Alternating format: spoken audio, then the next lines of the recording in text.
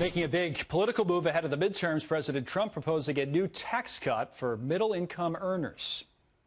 We're putting in a resolution sometime in the next week or a week and a half, 2 weeks. A resolution where? We're going to put in, we're giving a middle-income tax reduction of about 10%.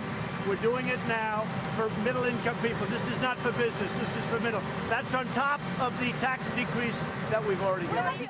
The president today also clarifying the timeline on that, saying that while he will roll out the plan before the midterm election, Congress would have to vote on it after the midterms, and that's because the House is not in session until then. Dan Mitchell with us, co-founder of Center for Freedom and Prosperity. Dan, it's good to see you. So let me ask the question I might normally ask at the end of the interview first, and that's about whether or not this has any legs. I mean, we know it's not going to be before the midterms. There's a lot of talk about that over the weekend and whether the president realized, Congress isn't in session. He did clarify today that they're just going to propose it now, vote on it after. But even after, is this something that you think has a chance on Capitol Hill? I think there are three obstacles, one political and two economic. The political obstacle is once the election's out of the way, and the politicians no longer have to fear voters, maybe maybe we won't do a tax cut after all. The two economic obstacles, and this matters whether we're talking about after the election, next year, 5 years from now. One, government spending is grabbing and seizing a bigger and bigger share of our economy. And how can you do a tax cut over time when government is growing faster than the private sector, which, of course, is the tax base? So Republicans need to get serious about spending if they want people to believe that the tax promises are sincere. And then the other problem, the other economic problem, is that when Trump does these protectionist tariffs, those are largely paid by middle-class people. Right. And so, he might be giving us, or at least promising to give us, a 10% tax cut, but in reality, he's hitting us with all these trade taxes, which we don't see directly.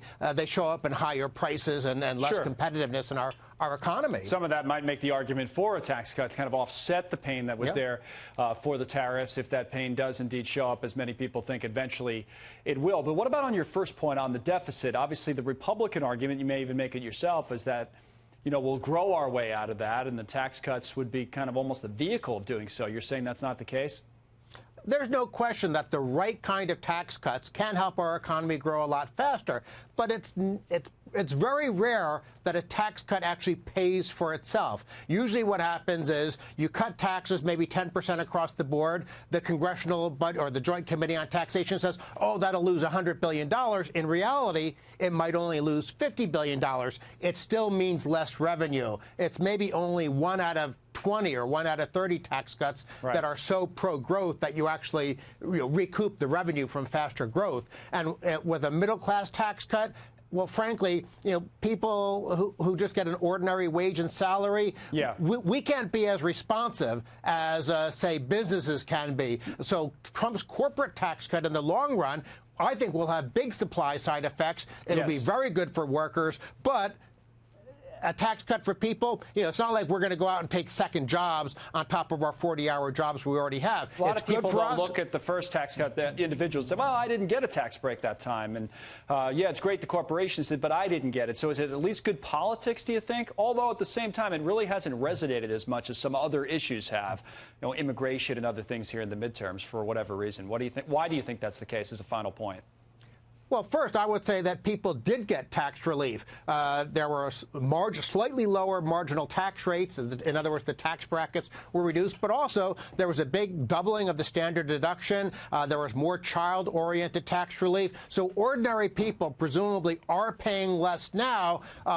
Again, it might be offset by the protectionist trade taxes. The question is, though, do people understand what's happened? Have they looked at their withholding tables? Have they looked at their tax returns? It's very important not only to do good things, but then to explain to people this is the benefit you're getting. That's a political question. Depends I'm just a pointy-headed economist. Economic situation, a lot of times, if they need to look at it or not. Dan, thank you. Good to see you today. Thanks for coming on. We appreciate it. Dan Mitchell. Okay.